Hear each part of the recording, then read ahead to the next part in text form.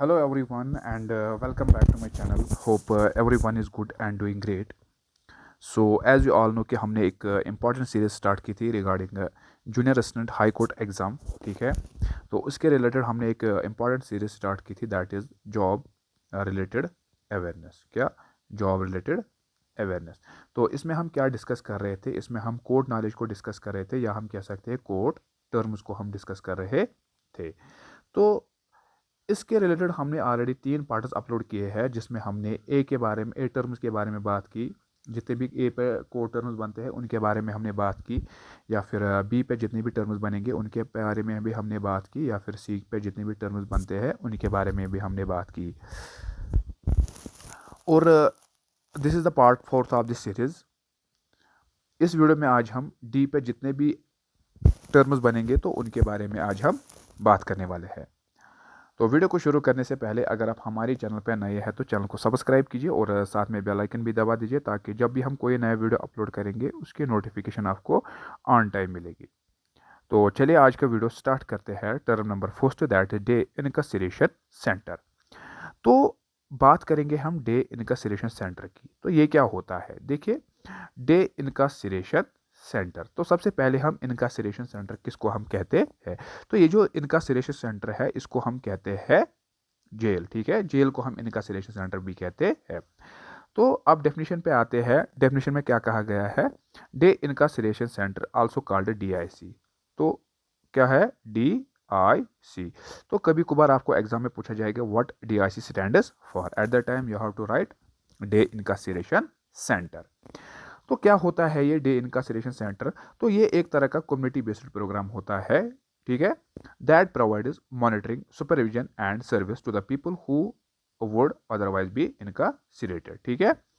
तो ये जो डे इनकासिलेशन सेंटर जो होता है इसको और हम कहते हैं डीआईसी, और ये एक तरह का कम्युनिटी बेस्ड प्रोग्राम होता है जिसमें जितने भी पर्सन या जितने भी कैदी जिनको इम्प्रेजन किया जाता है, तो खासकर ये जो सबसे पहले अगर हम इसकी बात करेंगे, ये कहाँ पे मुनक्कद किया जाता है? तो इसको मुनक्कद किया जाता है कहाँ पे? सेंटर जेल में, ठीक है, सेंट्रल जेल में। क्योंकि अगर हम जितने भी डिस्ट्रिक्ट जेलर्स है या जो लोकल जेलर्स होते हैं, अगर उनकी बात करेंगे तो उन पर जितने भी कैदी होते हैं वो 1 दिन या 2 दिन 3 दिन, ज़्यादा से ज़्यादा 10 दिन तक रहते हैं। तो अगर सेंट्रल जेल की बात करेंगे, यहाँ पे जितने भी कैदी होते हैं वो 4 साल तक होते हैं, 5 साल तक होते हैं, 10 साल तक होते हैं, और जिनको लाइफ इम्प्रिजमेंट का सज़ा दिया जाता है तो वो वहाँ पर भी होते हैं। तो ये जो प्रोग्राम होता है ये किसके लिए होता है? ये उन्हीं कैदियों के लिए बनाया जाता है जिसमें उनको मॉनिटर किया जाता है, जिनमें उनमें सुपरविजन किया जाता है, या ऐसी सर्विसेज प्रोवाइड की जाती है जो काफ़ी बेनिफिशियल रहते हैं उनको फॉर द फ्यूचर लाइफ, ठीक है। जब वहाँ से वो रिलीज़ होते हैं, जब उनको डिस्चार्ज किया जाता है वहाँ से, तो उनके बाद आपने देखा होगा बहुत सारे कैदी जब उनको रिलीज़ किया जाता है सेंट्रल जेल से, उसके बाद वो ऐसे कोई कारपेंटर बन जाता है, ठीक है, कोई कारपेंटर बन जाता है, तो कोई मैसन बन जाता है, या कोई कुछ और बन जाता है, कोई बार्बर बन जाता है। तो ये कहाँ पे सीखते हैं? ये सेंट्रल जेल में सब कुछ ये सीखते हैं। तो किसकी ओर से सीखते हैं? ये जो होता है डे इनकासिलेशन सेंटर। तो वहाँ पे ऐसे प्रोग्राम मुनक्किद किए जाते हैं जहाँ पे ऐसे कैदियों को मॉनिटर किया जाता है, सुपरवाइज किया जाता है, और उनको ऐसी सर्विसेज दी जाती है जो आगे जाके उनको काफ़ी ज़्यादा बेनिफिशियल रहेगी रेस्ट ऑफ द लाइफ के लिए। तो उसके बाद अगर बात करेंगे डे इनकासिलेशन सेंटर, तो clients are supervisor during the day time hours. तो इनको डे टाइम हावर्स में ही ये सारी चीज़ें सुपरवाइज की जाती है, ठीक है, 7 डेज पर वीक। तो हर एक दिन इनको 2-3 घंटे दिए जाते हैं ताकि इनको सुपरवाइज किया जाए। Clear? So next term that is defaulter. तो डिफॉल्ट का मतलब क्या होता है? तो डिफॉल्ट की अगर बात करेंगे, इसका मतलब होता है टू फेल टू रेस्पॉन्ड और आंसर द प्लेंटिफ्स क्लेम। तो आपको पता होगा कि एक होता है प्लेंटिफ, क्या होता है? प्लेंटिफ भी। दूसरा क्या होता है? डिफेंडेंट, ठीक है। तो डिफेंडेंट और प्लेंटिफ, ये जो दो टर्म्स है, प्लेंटिफ हम ऐसे पर्सन को कहते हैं जो केस फाइल करता है किसके अगेंस्ट में? डिफेंडेंट के अगेंस्ट में। तो अब यहाँ पे क्या होता है? डिफॉल्ट हम किसको कहेंगे फिर? तो डिफॉल्ट का मतलब होता है टू फेल और to respond answer to the plaintiff's claim. तो जब प्लेंटिफ जो होता है, जब इसने क्लेम फाइल की कहाँ पे? To the required court document, ठीक है। यानी जब इसने क्लेम की किसके अगेंस्ट में? डिफेंडेंट के अगेंस्ट में, कहाँ पे, कोर्ट में। तो अब इसको यहाँ पे हाजिर होना है, ठीक है। अब इसको यहाँ पे डॉक्यूमेंट सबमिट करने हैं अपने प्रूफ के, ठीक है, कि मैंने कोई गलती की है या नहीं है। तो अब इसको यहाँ पे प्रूफ करना, अपने आप को प्रूफ करना होगा कि मैं गलत हूँ या सही हूँ। तो यहाँ पे क्या होता है, डिफ़ॉल्ट हम ऐसे पर्सन को कहेंगे कि जब क्या होता है, जो डिफेंडेंट होता है, तो डिफेंडेंट क्या करता है, यहाँ पे फेल हो जाता है। फेल किस लिए हो जाता है कि अपने आप को क्या करने में, अपने आप को अपियर करने में। जब ये फेल हो जाता है किसके अगेंस्ट में, प्लेंटिफ के अगेंस्ट में, अपने आप को अब ये फेल हो जाता है अपने आप को अपेयर करने में, या प्लेंटिफ की जो क्लेम होती है इसके अगेंस्ट में, उसको आंसर करने में, उसका जवाब देने में, या उसको रिस्पॉन्ड करने में जब ये फेल हो जाता है, तो ऐसे पर्सन को हम कहते हैं डिफ़ॉल्ट, ठीक है। क्या कहते हैं, डिफ़ॉल्ट। तो डिफ़ॉल्ट हम ऐसे पर्सन को कहते हैं जो प्लेंटिफ की क्लेम को क्या करता है, जो प्लेंटिफ की क्लेम को फेल हो जाता है रेस्पॉन्ड करने में, किस में, रेस्पॉन्ड करने में, या हम कह सकते हैं आंसर करने में, या हम कह सकते हैं किस में, अपने आप को अपियर करने में फेल हो जाता है। तो ऐसे पर्सन को हम कहते हैं, ऐसे पर्सन को हम डिफ़ॉल्ट कहते हैं। सो next term is that is defendant. तो डिफेंडेंट अब आपको समझ आया होगा कि डिफेंडेंट हम किसको कहते हैं, जिसके खिलाफ क्या प्लेंटिफ केस करता है, ओके। किसके खिलाफ प्लेंटिफ केस करता है, किसके, डिफेंडेंट के, ओके। तो डिफेंडेंट की अगर बात करेंगे, in civil cases the person who is given court paper is also called a respondent. तो सिविल केसेस में किसको हम डिफेंडेंट कहेंगे, तो सिविल केसेस में हम ऐसे पर्सन को डिफेंडेंट कहेंगे जिसको who is given court paper, जिसको क्या किया जाता है, जिसको कोर्ट पेपर दिए जाते हैं, और इसको हम कहते हैं रेस्पोंडेंट। क्या कहते हैं हम इसको, रेस्पोंडेंट। तो रेस्पोंडेंट क्यों कहते हैं हम इसको, this is very important and this is very interesting point. तो रेस्पोंडेंट हम इसको क्यों कहते हैं, जो डिफेंडेंट होता है इसको, और हम रेस्पोंडेंट क्यों कहते हैं, तो इसको हम रेस्पोंडेंट इसलिए कहते हैं क्योंकि इसको रेस्पॉन्ड करना होता है। क्या रेस्पॉन्ड करना होता है, इसको आंसर करना होता है, ठीक है, किसकी, प्लेंटिफ की क्लेम को इसको आंसर करना होता है, रेस्पॉन्ड करना होता है, जो आपने डिफॉल्ट में अभी पढ़ा, ठीक है। दैट इज वाई इसको हम कहते हैं क्या, रेस्पोंडेंट। तो यहाँ पे सिविल केस में हम डिफेंडेंट किसको किसको कहेंगे, the person who is given court papers, यानी जिसको कोर्ट पेपर्स दिए जाते हैं उसको हम कहते हैं डिफेंडेंट। तो क्रिमिनल केसेस में हम किस पर्सन को कहेंगे फिर डिफेंडेंट, अब the person who is arrested and charged with a crime. तो एक ऐसे पर्सन को हम कहेंगे defendant, one who is arrested, जिसको अरेस्ट किया गया है, ठीक है, क्या किया गया है, अरेस्ट किया गया है, and another is that he has charged with a crime, और इसको इसके ऊपर क्या इल्ज़ाम लगाया गया है, किसी क्राइम का चार्ज लगाया, किसी क्राइम का इल्ज़ाम लगाया गया है। तो ऐसे पर्सन को हम क्रिमिनल केसेस में डिफेंडेंट कहते हैं, okay. So clear. So next point is that is delinquent. Delinquent का मतलब क्या होता है, इन सिविल और फैमिली केसेस। तो यहाँ पे भी दो तरह के डेलिकेंट होते हैं, एक होता है फैमिली केसेस में या सिविल केस में, दूसरा होता है जुवेनाइल केसेस में। तो फैमिली केसेस में हम डेलिकेंट किसको कहेंगे, या सिविल केसेस में हम डेलिकेंट किसको कहेंगे, फेलिंग टू पे an amount of money when due. तो फैमिली केसेस में हम डेलिकेंट ऐसे पर्सन को कहेंगे, यानी जो क्या कर सकता है, वन हु इज़ फेलिंग, यानी जो फेल हो जाता है टू पे एन अमाउंट, यानी ऐसे अमाउंट को पे करने में, ऑफ मनी व्हेन ड्यू, यानी जब फॉर एग्जांपल मान के चलो कि ए और बी कोई पर्सन है, ठीक है, ये दो पर्सन है, ए ने क्या किया है, ए ने बी से कुछ पैसे उधार लिए हैं। तो अब इसने बोला कि मुझे एक साल में इनको लौटाना है। तो बी ने जब इसके से पैसे लिए, तो अब ये एक क्या होता है, अब ये एक साल में इसको नहीं चुका पाता। तो उसके बाद क्या करता है, इसको बोलता है कि मुझे एक और, मतलब 2-3 महीने और दे दो, या एक साल फिर दे दो, तो ताकि मैं आपके पैसे चुका सकूं। यहाँ पे क्या होता है, ऐसे पर्सन को हम यहाँ पे डेलिकेट कहते हैं, क्योंकि ये ऑन टाइम, जो उसका टाइम दिया होता है 1 ईयर, तो यहाँ पे वे अपना क्या, यहाँ पे फेल हो जाता है अपने प्रॉपर टाइम पे ऐसे पैसे को पे करने में, ठीक है। तो फैमिली केसेस में हम, या सिविल केसेस में ऐसे पर्सन को हम कहते हैं डेलिकेट, जो फेल हो जाता है ऐसे अमाउंट को पे करने में, जो इसको टाइम दिया गया है, जो इसको मतलब मान के चलो कि जो इसका टाइम है 1 साल, अगर ये इस टाइम पे नहीं कर पाया तो हम इसको कहते हैं delicate, okay. But in juvenile cases, तो जुवेनाइल केस का मतलब क्या होता है, सबसे पहले हम जुवेनाइल की बात करेंगे। जुवेनाइल, तो जुवेनाइल हम किसको कहते हैं, नाबालिग को। सबसे पहले अगर जुवेनाइल की बात करेंगे, इसकी जो एज थी वो थी 15 ईयर्स, ठीक है, यानी 15%, जो जिसकी एज 15 से अंडर थी उसको हम जुवेनाइल कहते थे। लेकिन अब हम जुवेनाइल किसको कहते हैं, one who is under the age of 18। तो अगर कभी टाइम मिला तो इसके ऊपर डिटेल में बात करेंगे, इसके ऊपर एक अच्छा वीडियो बनाएंगे और देखेंगे कि क्या क्या इसमें रहता है, किस तरीके से जुवेनाइल को ट्रीट किया जाता है जब, ठीक है, तो जुवेनाइल जस्टिस एक्ट को फुली डिटेल में इंशाल्लाह अपकमिंग डेज में पढ़ेंगे। तो यहाँ पे क्या होता है, जो जुवेनाइल केसेस होते हैं इसमें यहाँ पे एक सेकेंड, जुवेनाइल केस में हम किसको डेलिकेंट कहते हैं, a child who violated law. तो ऐसे चाइल्ड को हम डेलिकेंट कहते हैं जो वायलेट करता है, क्या करता है, हु वायलेटेड द लॉ, यानी जो लॉ को वायलेट करता है, ऐसे पर्सन को हम कहते हैं डेलिकेंट। लोकल ऑर्डिनेंस, ठीक है, और an order of the superior court, या हम कह सकते हैं कि ऐसे जो सुपीरियर कोर्ट की ओर से ऑर्डर आया है उसको भी वो वायलेट करे तो उसको हम कहते हैं जुवेनाइल, उसको हम कहते हैं डेलिकेंट, लेकिन किस में, जुवेनाइल केस में। सो next term that is discovery. तो डिस्कवरी का मतलब क्या होता है, a formal request by one party in a law suit. तो एक फॉर्मल रिक्वेस्ट होती है किसी एक पार्टी की ओर से, कहाँ पे, लॉ सूट का मतलब होता है मुकदमा, ठीक है, जब मुकदमा चलता है किसी के ऊपर तो वहाँ पे एक ऐसी फॉर्मल रिक्वेस्ट आती है किसी एक पार्टी से टू डिस्क्लोज इन्फॉर्मेशन, यानी किसी ऐसी इन्फॉर्मेशन निकालना और facts known by other parties or witness, यानी जो कोई और पार्टी, यानी ऐसे मतलब क्या होता है यहाँ पे, इन्फॉर्मेशन को डिस्क्लोज करना या इन्फॉर्मेशन किसी से निकालना known by the other party, जो कोई और इस के मतलब वो जानता होगा या कोई जो विटनेस होगा वहाँ पे उसको वो जानता होगा, तो उसको हम डिस्कवरी कहते हैं। Okay, so next term that is dismissal. तो डिसमिसल का मतलब क्या होता है, अ जज decision to end the case. तो जब केस को एंड किया जाता है किसकी डिसीजन की ओर से, जज की डिसीजन की ओर से, तो उसको हम कहते हैं डिसमिसल। क्या कहते हैं हम इसको, डिसमिसल। जब क्या कहता है जज, this case has been dismissed, तो इस टर्म को हम कहते हैं डिसमिसल। तो ये टर्म जो है, ये जो फैसला सुनाया जाता है किसकी ओर से, ये जो डिसीजन दी जाती है ये दी जाती है किसकी ओर से,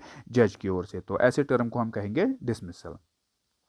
तो next term is dismissal without prejudice. तो इसका मतलब क्या होता है, ये भी एक डिसीजन जज की ओर से आती है, किसके लिए, केस को एंड करने के लिए, जज decision to end the case which permit, जो परमिट करता है, जो इजाजत देता है, जो अलो करता है किसको, कंप्लेनेंट को। कंप्लेनेंट हम किसको कहते हैं, यह होता है किसको, कंप्लेनेंट। कंप्लेनेंट होता है प्लेंटिफ, ठीक है, प्लेंटिफ को हम कंप्लेनेंट कहते हैं, यानी जो केस फाइल करता है, या इसको और हम कहते हैं प्रोसिक्यूटर, ठीक है। तो ये टर्म्स आप याद रखिए, प्लेंटिफ को और हम कहते हैं कंप्लेनेंट, या हम कैसे कहते हैं इसको प्रोसिक्यूटर। तो किसको ये इजाजत देता है, कंप्लेनेंट को या प्रोसिक्यूटर को, किसके लिए, ताकि वो रिन्यू करे केस को लेटर, ठीक है, यहाँ केस को बाद में वो रिन्यू कर सकता है, तो इसको हम कहते हैं डिसमिसल विदाउट प्रेजुडाइज।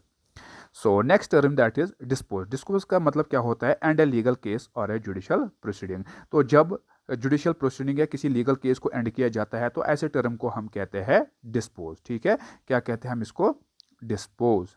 क्या कहते हैं हम इसको, डिस्पोज। तो डिस्पोज हम किसको कहते हैं, जब लीगल केस को एंड किया जाता है, या हम कह सकते हैं जब जुडिशियल प्रोसीडिंग उसको एंड किया जाता है तो उसको हम कहते हैं डिस्पोज। फिर आता है डिस्पोजिशन। तो डिस्पोजिशन का मतलब क्या होता है, the manner in which a case is settled और रिजॉल्व्ड, ठीक है। तो एक ऐसे चीज़ को हम कह सकते हैं, ऐसे अंदाज को कह सकते हैं जिसमें केस को सेटल किया जाता है या रिजॉल्व किया जाता है, तो उसको हम कहते हैं डिस्पोजिशन। तो क्या है आपको समझ कि डिस्पोजिशन हम ऐसे अंदाज को कह सकते हैं जिसमें केस को सेटल किया जाता है या फिर रिजॉल्व किया जाता है। Okay, clear. So next point is that is dissolution. तो डिसोल्यूशन का मतलब क्या होता है, डिसोल्यूशन का मतलब होता है the legal end of marriage also called divorce. मान के चलो कि ए, ठीक है, ए और बी है, ये दोनों इन्होंने आपस में शादी की है, and they are now they are not happy with their marriage. तो अभी अपनी शादी से खुश नहीं है, and they want to separate. अभी क्या करना चाहते हैं, अब ये अलग होना चाहते हैं। क्या अलग होना चाहते हैं, तो जब ये अलग होना चाहते हैं तो ये लीगली सेपरेट होना चाहते हैं, and they want to legally end this marriage. और ये क्या करना चाहते हैं, इस मैरिज को लीगली एंड करना चाहते हैं, तो इसको हम कहते हैं डाइवोर्स। जिसको हम डाइवोर्स कहते हैं तो कोर्ट टर्म्स में हम इसको डिसोल्यूशन कहते हैं। Okay, clear. So next point is that is docket. तो डॉकेट का मतलब क्या होता है, a list of cases schedule to be heard in a court on a specific day or week. तो डॉकेट का मतलब होता है एक लिस्ट होता है केसेस का, ठीक है। इसमें ऐसे 1 2 3 4 5 6 ऐसे ही होता है। Case number 1, case number 2, case number 3 4 5 6 7। तो इसी तरीके का लिस्ट बनाया होता है किसके लिए, तो इनको शेड्यूल किया जाता है to be heard in court on a specific day, यानी किसी एक स्पेसिफिक डे के लिए इनको शेड्यूल किया जाता है जिस दिन इनकी हेयरिंग होती होती है। यानी फिर इनको बोलता है कि केस नंबर पोस्ट जिसकी बारी पहली नंबर पे होगी तो पहले उसको बुलाया जाता है। तो मतलब एक लिस्ट बनाया जाता है, उसको हम कहते हैं डॉकेट। तो डॉकेट में ये सारे केसेस होते हैं, इनको एक लिस्ट की तरफ से इनको मैनेज किया जाता है, इनको फिर शेड्यूल किया जाता है जब किसी एक स्पेसिफिक डे के लिए किसी स्पेसिफिक वीक पे जहाँ पे इनकी हेयरिंग होती है। ठीक है, तो फिर आता है डॉकेट नंबर। डॉकेट नंबर क्या होता है, ये एक यूनिक नंबर होता है the court clerk assigns to case. तो इसका मतलब क्या होता है एक सेकंड। तो इसका मतलब क्या होता है डॉकेट नंबर का। डॉकेट नंबर जो होता है ये एक यूनिक नंबर होता है किसी एक केस के ऊपर। ठीक है, किसी केस के ऊपर मान के चलो कि कोई मैं जो हूँ मैंने किसी के ऊपर केस किया है कोर्ट में। अब वो केस जहाँ पे चल रहा है तो उसको कोर्ट की जब वहाँ पे क्लर्क होता है उसको क्लर्क की ओर से असाइन किया जाता है। क्या किया जाता है, असाइन किया जाता है या एलोकेट किया जाता है। ठीक है, असाइन किया जाता है जिसको तजवीज़ कहते हैं हम। ठीक है, जिसको तजवीज़ कहते हैं हम। तो उसकी ओर से इसको क्या किया जाता है, असाइन किया जाता है क्लर्क की ओर से।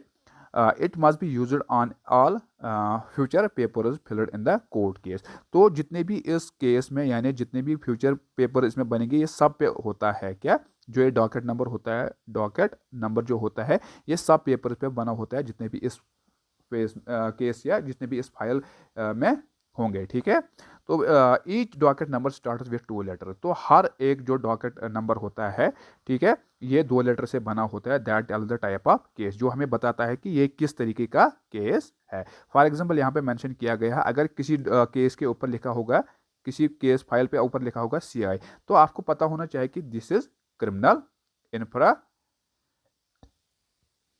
इन्फ्रैक्शन। ठीक है, क्रिमिनल इन्फ्रैक्शन। अगर CR लिखा होगा, क्या होगा लिखे CR, तो उसका मतलब होगा यह है क्रिमिनल केस। अगर CV लिखा होगा तो यह है सिविल केस। क्या है, सिविल केस। अगर FA होगा तो यह होगा फैमिली केस। तो अगर आपको ये चीज़ दिख रहा होगा SCR CV, ठीक है, FM FA MI, ठीक है, तो आपको पता होना चाहिए कि ये कौन सा केस है, क्योंकि इस चीज़ को हम, ये जो 2 लेटर से बना होगा इसी को हम कहते हैं डॉकेट नंबर। तो डॉकेट नंबर हर एक केस को अलग अलग होता है। हर मतलब अगर किसी के पास सिविल केस होगा तो उसको लिखा होगा CI। ठीक है, अगर किसी के पास CI होगा तो उसको हम कहेंगे क्रिमिनल इन्फ्रैक्शन। ठीक है, अगर किसी के पास होगा CV, उसको हम बोलेंगे सिविल केस। अगर FA होगा तो इसको हम बोलेंगे फैमिली केस। MI होगा तो हो गए के मोटर व्हीकल इन्फ्रैक्शन। ठीक है, MV होगा था मोटर व्हीकल केस। SC होगा तो होगा स्मॉल क्लेम्स। तो इस सब चीज़ को हम कहते हैं, क्या कहते हैं इनको हम, डॉकेट नंबर। ठीक है, जो CV होता है, MI होता है, CI होता है, ठीक है, तो इन सब को हम कहते हैं, क्या कहते हैं, हमें इनको हम कहते हैं डॉकेट नंबर। तो डॉकेट नंबर 2 लेटरों से बना होता है। Clear. So next point is that is domicile. तो डोमिसाइल का मतलब क्या होता है, the permanent home of a person. तो इसका मतलब होता है कि permanent home of a person. ठीक है, a person may have several residences but only one domicile. तो देखो क्या होता है, for example I am the person. ठीक है, मान के चलो आई एम द पर्सन। ठीक है, तो जो मैं हूँ, मैं क्या कर रहा हूँ, I am the resident of India. ठीक है, सबसे पहले बात करेंगे I am the resident of India. मैं कहाँ का रेजिडेंट हूँ, इंडिया का। ठीक है, लेकिन रहता कहाँ पे मैं हूँ, कश्मीर में। तो मान के चलो मैं कश्मीर में कोई जॉब कर रहा हूँ या मेरी जो ट्रांसफ़र हुई है वो किसी और जगह पे हुई है। तो मैं यहाँ पे मान के चलो दिल्ली में हुई है, दिल्ली से मेरी ट्रांसफ़र हुई कोई मान के चलो मुंबई में। ठीक है, तो मैं यहाँ पे भी रह रहा हूँ, यहाँ पे भी रह रहा हूँ, यहाँ पे भी रह रहा हूँ। तो अब जो मेरा परमानेंट एड्रेस है, जो मेरा परमानेंट डोमिसाइल है वो कहाँ पे है, इंडिया में। दैट मीन्स ये जो सारे स्टेट्स है ये कहाँ पे किसके अंडर आती है, इंडिया के अंडर आती है। तो यहाँ पे भी मैं रह रहा हूँ, यहाँ पे भी मैं रह रहा हूँ, यहाँ पे भी मैं रह रहा हूँ, लेकिन एक ही डोमिसाइल है, वो है इंडिया में। तो इसी चीज़ को हम कहते हैं डोमिसाइल, यानी the permanent home of a person, जहाँ पे मैं परमानेंटली रहता हूँ। अगर मैं मान के चलो फॉरेन कंट्री में जाऊँगा, कोई बोलेगा मुझे आप कहाँ से आए हो, तो मैं बोलूँगा मैं इंडिया से आया हूँ। ठीक है, मैं थोड़ी बोलूँगा कि मैं कश्मीर से आया, मैं मुंबई से आया हूँ, मैं किसी और जगह से आया हूँ। तो वहाँ पे मैं अपने किसको, जो मेरा डोमिसाइल है, डोमिसाइल हो, जिसको हम परमानेंट होम कह सकते हैं, वो हम कह सकते हैं अपनी कंट्री को। Okay, clear. फिर आता है ड्रग कोर्ट। ड्रग कोर्ट का मतलब क्या होता है? A special session of the superior court that is responsible for hearing cases. तो एक सेशन होता है सुपीरियर कोर्ट का जो रिस्पॉन्सिबल होता है किसकी हेयरिंग के लिए? Cases involving charge of drug offences. For example अगर किसी के ऊपर क्या होगा, किसी के ऊपर किसी ड्रग ऑफेंस का यानी किसी ड्रग ऑफेंस का चार्ज लगा होता है, तो जब उसके खिलाफ हेयरिंग की जाती है, जब ऐसे केसेस उसको ऐसे केसेस के खिलाफ क्या हेयरिंग दी जाती है, तो उनको हम कहते हैं, ऐसे टर्म को हम कहेंगे ड्रग कोर्ट। ठीक है, यानी एक स्पेशल सेशन होता है सुपीरियर कोर्ट का जहाँ पे जो रेस्पॉन्सिबल होता है, ये जो स्पेशल सेशन होता है सुपीरियर कोर्ट का, ये खाली रेस्पॉन्सिबल होता है किसके लिए? ऐसी हेयरिंग के लिए जहाँ पे खाली ये इन्वॉल्व का ये जो हेयरिंग होती है, ये ऐसे केसेस किसके लिए इन्वॉल्व होती है? खाली ड्रग ऑफेंसेस के लिए। तो ऐसे सेशन को, ऐसे कोर्ट सेशन को हम कहते हैं ड्रग कोर्ट, जहाँ पे खाली क्या कैसे केसेस को इन्वॉल्व करते हैं, जहाँ पे खाली ड्रग ऑफेंसेस के बारे में बातचीत होती है या उनके ऊपर हेयरिंग दी जाती है। So that was all about today's video. Hope you like this video. अगर वीडियो पसंद आए तो वीडियो को लाइक कीजिए और अपने फ्रेंड्स के साथ शेयर कीजिए। मिलते हैं इंशाल्लाह नेक्स्ट वीडियो में, तब तक के लिए अल्लाह हाफिज़।